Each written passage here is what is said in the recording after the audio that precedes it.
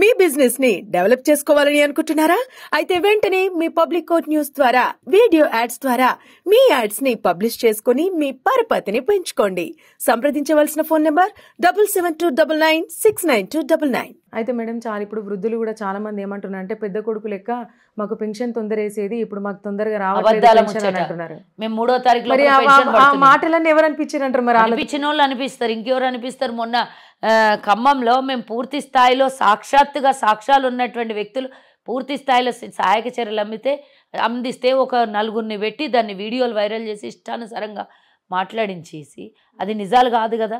మీరే వెళ్ళండి, లైవ్లోకి వెళ్ళి మీరే వీడియో లొకేట్ చేసుకొని చూసుకొని ఆడెళ్ళి మీరే సమాచారాన్ని తీసుకోండి.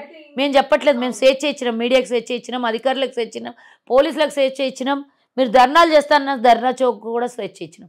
మేము అన్ని నిర్బంధం చేయలేదు, స్వేచ్ఛ ఇచ్చినాం.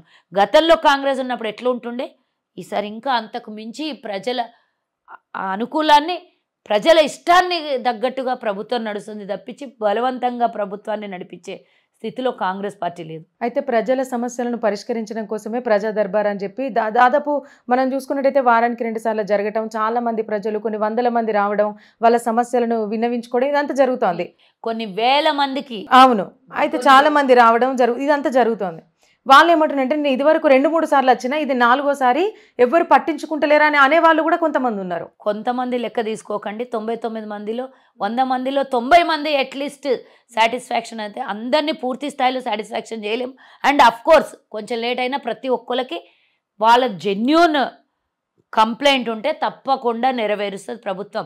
ఇంకోటి జిల్లా శాఖలు కూడా పెడుతున్నాం. జిల్లాల్లో కూడా ఏదైతే ప్రజా దర్బార్ ఉందో 17వ తారీఖు తర్వాత అవి కూడా ముఖ్యమంత్రి గారు కూడా జిల్లా విజిట్ చేయబోతున్నారు. ముఖ్యమంత్రి గారు కూడా ప్రజా సమస్యల్ని తెచ్చుకోబోతున్నారు.